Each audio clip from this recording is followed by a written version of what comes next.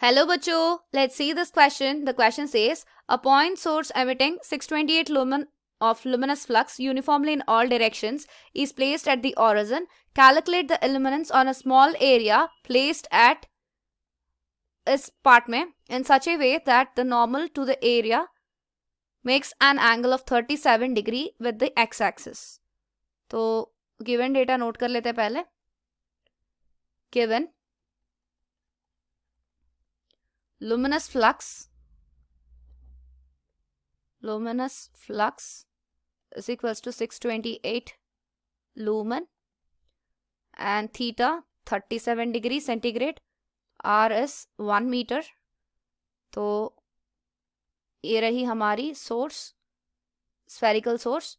तो यहाँ पर इस पार्ट को लेते हैं. तो इस पार्ट की omega will be equal to a by R square. As sphere की एरिया होगी 4 pi R square divided by R square. R square cancel होंगे तो यहाँ से ओमेगा की वैल्यू आ जाएगी एज 4 पाई. तो हमें ये चाहिए पहले लुमिनस इंटेंसिटी.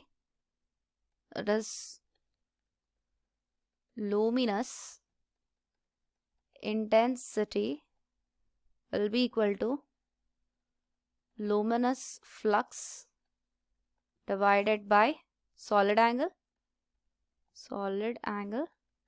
तो यहाँ पर luminous flux की वैल्यू दी गई 628 by 4 pi. So that will be equal to, यहाँ से I की वैल्यू आ जाएगी 50 कैंडला. हमें luminance कैलकुलेट करनी पड़ेगी. luminance, that is illuminance,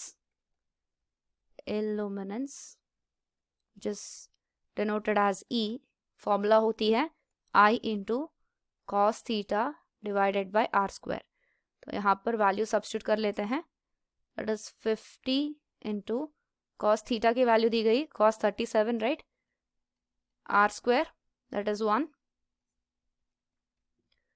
तो 50 cos 37 होगी. cos 37 की वैल्यू इज 4 बाई 5. ये 10 टाइम्स कटेगी. That is equals to 40 lux. तो हमारी इल्यूमिनेंस की वैल्यू मिल गई as 40 lux. I hope you understand it well. All the best.